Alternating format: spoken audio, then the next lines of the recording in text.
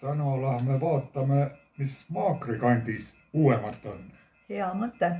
No, Eedu valmil kerkib. Kerkib.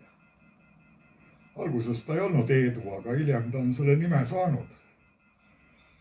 Eedu rajaja poolt. No siin on igast suunast vaated valmis olevale, millel on veel mõned korrused puudu, et 30 korruseline jõuda. Kaamera on unes vahepeal käima käes. Nüüd mul on vaja veel kahest küljest teha sama ja siis lähme puhkama jalga seal. Aga siin on jah, see tohutult ruumi peale pilvelõhkujatele, pargile ja kõigile on see ruum. Nii, ei tea mitmendast küljest juba see Edu.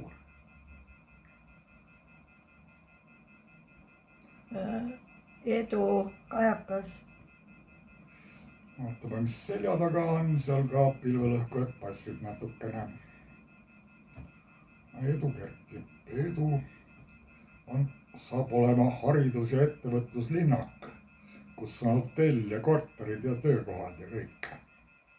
Edu. Ja siin on Edu nime saamislugu Edu rajaja poolt kommenteeritud. Edu. Eest läheb läbi Lennuki tänav ja teiselt pool on teine tänav. Siin EBS-i praegune hoone ise ka.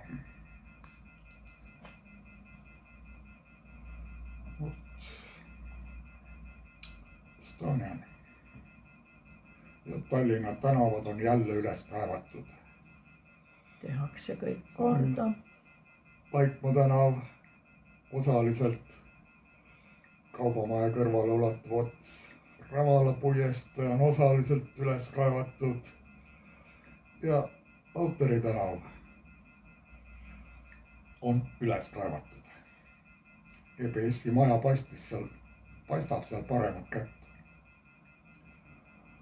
Aga Lauteri tänav on jah algusest lõpuni üles kaevatud ja maja värv ka koorus.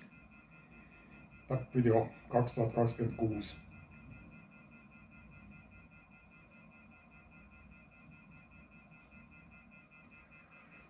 Nii, Edu kerkib ja Tallinna tänavad on jälle üles kaevatud.